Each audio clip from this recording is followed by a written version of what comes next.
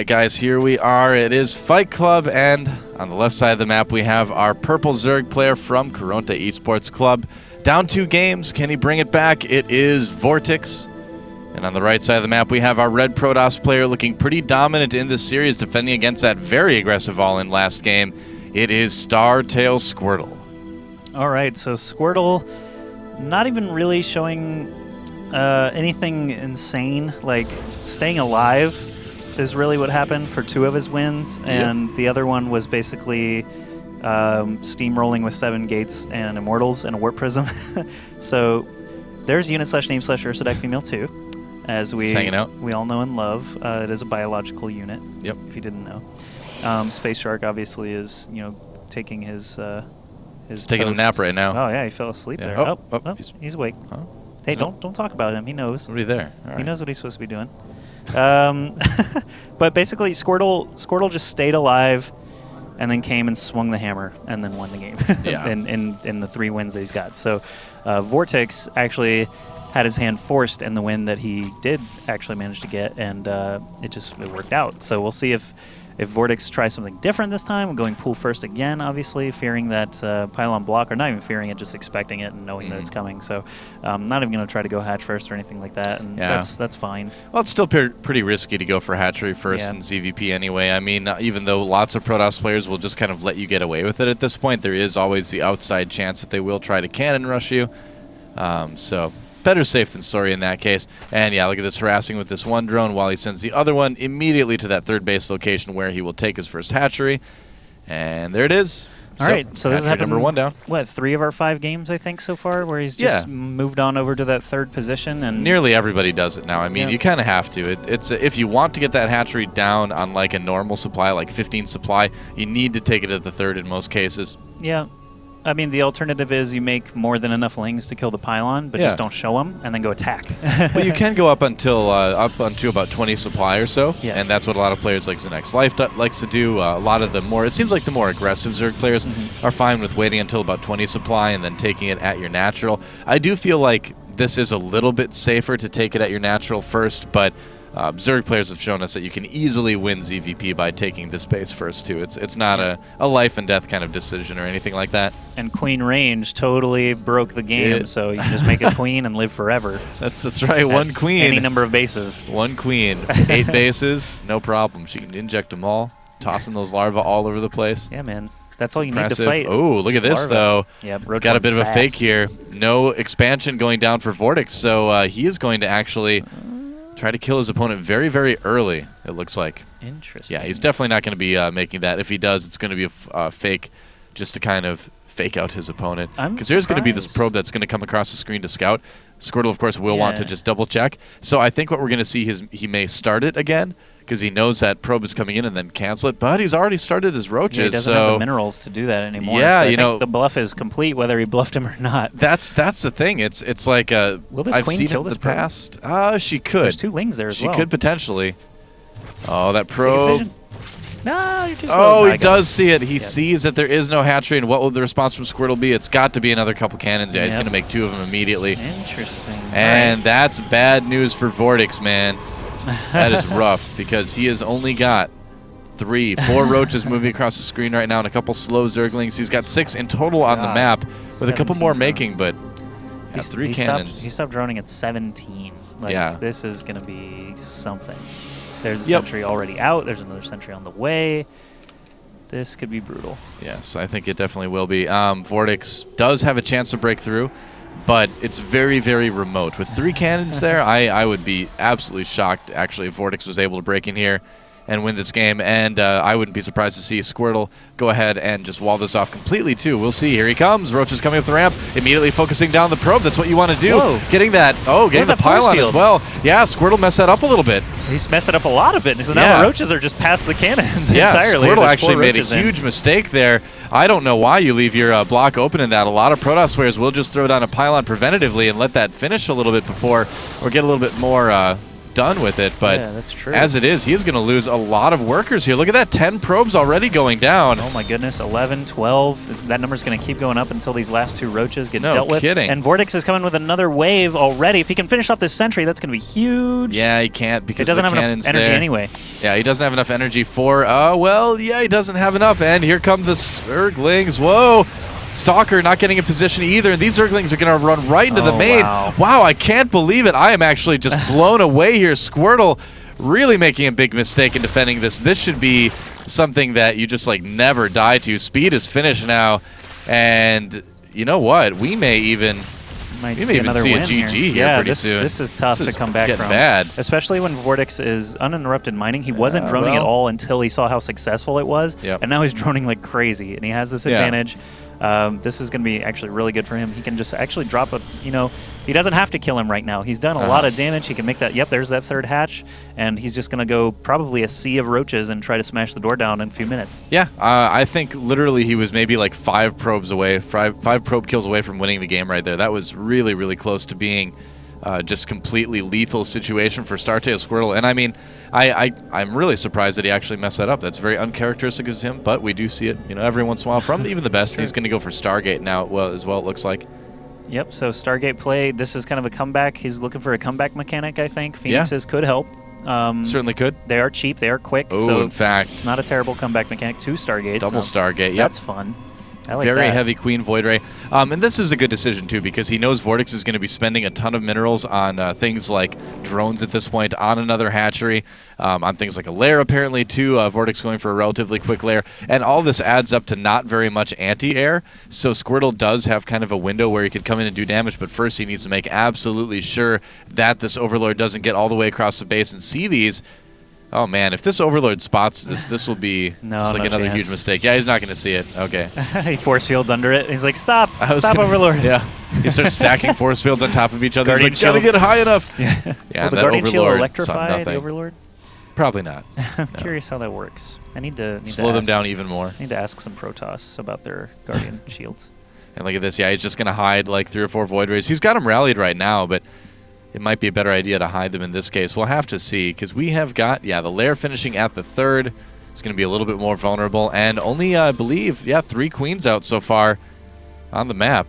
Interesting. So, obviously, the last game that Squirtle went air, Hydralisks was the response, but I don't think he's going to invest in that. He did just lose a Creep Tumor, so now he's building Spore Crawlers immediately. Yeah. At least 1 at that base. And Hydroden. And all right. Well, here we go. I mean, I do believe a Void Ray beats a Queen in a one-on-one, but all that Queen has to do is pull back just a little bit to that Spore Crawler. Queen's getting pretty low. And wow, is he actually going to lose his Queen? He does. Doesn't pull it back to the Spore Crawler. Man. All right. Well, that went okay. Can make mistakes. All right. Yeah, no kidding. Whoops. Well, we've got 2 more Void Rays on the way right now. Wasn't able to keep that other one charged. And yeah, those roaches are not going to be terribly helpful. He's going to follow this up with Phoenixes as well. Lots of Phoenixes. Cronin boosting those out very, very quickly. Okay, so I noticed the Hydralisk is done. He hasn't started building any. He is just still droning around at all 3 bases. Spore Crawler's are in position now. Yep, targeting Spore, lifting the Queen, so she doesn't have any chance of transfusing. Obviously, the energy was too low anyway, but good due diligence by Squirtle. And this base is in serious trouble right now. 5 Hydras on the way, but you know what? I mean, they're going to have to make it a long way, and if he's going to... There we go. I was like, why isn't he focusing the lair? But yeah, why is his lair here anyway? Yeah, I think he... I'm not sure why he put the lair there, but... I just noticed. I can think of a couple reasons, but... So now he's going to have to upgrade a lair again. Lair's going down. He got Hydralisk range started. Yep. So unless the den falls, he should still be all right. Yeah, he needs to get out of here, though. He needs to be careful not to get those Void Rays on top of the Hydralisks, which he will if he's not careful. Oh, Squirtle. Oh, man. What's going to happen? The Hydra's going the other way, chasing after the Phoenixes as well, it looks like. So it looks like Squirtle will be okay. Looks like a range upgrade is about finished. +1 damage on range is finished. A lot of Phoenixes out right now. And, oh, no, he can't afford to lose these Void Rays. He needs to get those Phoenixes there to lift a lot of them. Maybe try to get another advantage here. He's getting +1 as well. He can add some Zelts into this and be very, very strong. There's a big blob of purple. They were just hanging out trying to get vision on that Stargate perhaps, but not in range to actually do anything. Another Queen goes down. No Spores here in the main? Not yet, it looks like. I mean, he was low on minerals, and that's what Squirtle's trying to take advantage of. Yeah, the Hydralisk, I mean, obviously built a ton of Hydras, but he has not connected his bases in, I think, any of the maps. And look at this. Squirtle has already came back and killed 7 drones. It doesn't match the 20 that he's lost so far, but could be worse. And this base, I don't know if the Hydras can get there in time, and even if they do, the Phoenixes are going to be very annoying in the main, and yeah, this is going to need to get canceled. Notice the amount of dead creep space between the main and the natural. He did that last game, and I wanted to point it out, but there was fighting going on, stuff like that. But VortiX actually hasn't connected his bases very well in any of the games, and his creep spread is pretty minimal. Even though Squirtle does kill tumors every once in a while, he's just focusing purely on larva and Jax, doesn't miss any, and ignores kind of the creep aspect. But Hydralisks, you're going to want that obvious creep highway. So what VortiX is trying to do right now is get 1-1 finish and then just move across the map with a really strong just Roach Hydra Force, being like, all right, if you want to focus that much on air, fine. Let's see how you do in a straight fight. I'm just going to move across the map with a big scary army, and we'll see if he can defend it. But Squirtle, obviously, he's going to be fine. He's got a bunch of gateways out right now. He's got a Robo on the way, making his first Colossus as well. So if that force comes, it looks like Squirtle should be ready for it too. So things all in all looking very difficult for VortiX to come back and end up winning this game despite doing so well in the early phases. He's distance mining right now too with a bunch of drones. So the Overlords have all been cleared out. Like the one at the top base of Squirtle was the last one, I think, that he's got outside of his bases. So wow, and they keep dying. Man. They're just rallying humanity. Somewhere. Yep, so the Roaches on low ground obviously not going to do anything. Hydra's trying to catch up with the Phoenixes. I don't even know if they got one there. Another Overlord going down. It sucks when you have to keep spending so much larva and minerals to just stay afloat in your supply, and he's capped once again. Trying to rebuild this hatch for a 3rd time, I believe now, and the Spire is actually about 75% done. Colossi, 2 Colossi building at once with extended thermal lances, with armor upgrades, all rolling, and another Nexus here for Squirtle that's going to put him on. Oh man, he's got to be careful. These Void Rays getting low. Oh, he does lose one. And this is what I was talking about here. VortiX moving out with that attack to try to do some damage. Looks like Phoenix is killing a lot of drones back home at the 3rd base, but Squirtle is going to very soon need to worry about this sort of thing. Does scout the 3rd as well. And yeah, he's going for that. I do like this decision. This is kind of surefire damage, and he does cause the cancel, and he will be able to kill these pylons, but man, he's losing a lot here at home. How many workers is that? Especially with those extended thermal lance Colossi just chilling there at the ramp. That was a really good move to not just like butt your head into it. Yeah, exactly. I am curious what he is going to be able to do now. Look at that.